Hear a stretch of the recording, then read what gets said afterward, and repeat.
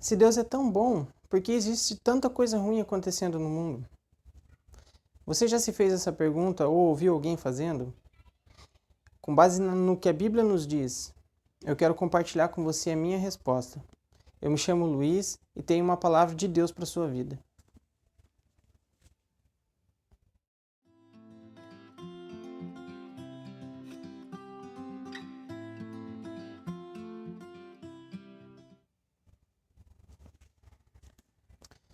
Antes da gente começar, eu preciso que você entenda que Deus ele nos ama acima de tudo. Deus ele é amor. Deus ele ama você, ele ama a mim, ele ama todos nós. Mas o fato dele nos amar não quer dizer que ele vai passar por cima da sua palavra. Não, Deus ele é fiel para cumprir tudo aquilo que ele já disse que ia fazer. Então, tudo o que acontece em nossa vida passa pela permissão de Deus. Deus sabe todas as coisas que estão acontecendo.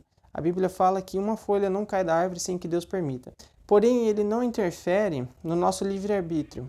Nós temos o poder de decidir o que fazer. E como ele não interfere no nosso livre-arbítrio, ele também não interfere nas consequências das decisões que nós tomamos. Lá no começo da Bíblia, no começo da história, Deus ele nos dá duas opções. A primeira delas é servir a Ele e receber todas as bênçãos que Ele nos prometeu. A segunda opção é deixar Deus de lado e servir a outros deuses e arcar com todas as maldições que também estão contidas no livro. Isso está em Deuteronômio, capítulo 28. Eu vou deixar o link da Bíblia Online aqui na descrição do vídeo para você poder ler depois. Então o diabo ele sabe que Deus nos deu esses dois caminhos para seguir: servir a Ele e receber as bênçãos, ou servir a outros deuses e sofrer as maldições. E como ele veio para roubar, matar e destruir, e ele sabe que Deus promete e cumpre, ele nos oferece algumas outras coisas para nos tirar do caminho, para nos tirar do foco, para fazer com que a gente se afaste de Deus. E quando a gente aceita as coisas que Ele nos oferece,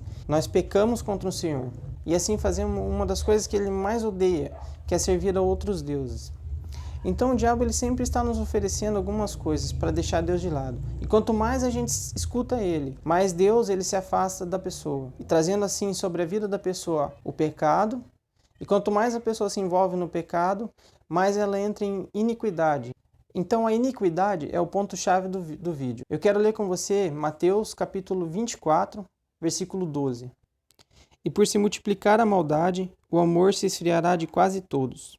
Então veja, quanto mais eu entro em iniquidade, mais a maldade toma conta do meu coração. E mais longe do amor de Deus eu fico, e mais longe do amor ao próximo eu fico. Mas a gente pode ver hoje que facilmente as pessoas elas matam por causa de um celular, por causa de uma carteira, por causa de um relógio.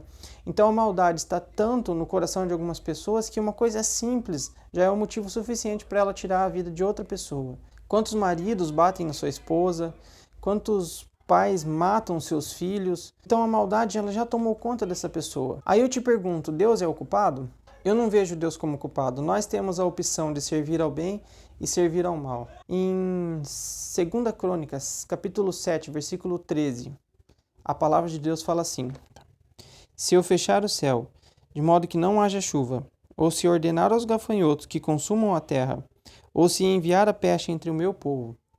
Então veja, como Deus ele é fiel à sua palavra, e lá no começo ele falou que se nós não servíssemos a ele, existiria uma lista de maldições, ele apenas está cumprindo aquilo que ele falou. E a culpa não é dele por ele ser fiel. A culpa é do ser humano que está trazendo maldade para a terra. Mas Deus, como eu falei no começo, ele é um Deus bom. Ele é um Deus que nos ama, ele é um Deus que sempre deixa para nós uma saída, sempre deixa um outro caminho para a gente seguir. Ele sempre deixa uma porta aberta.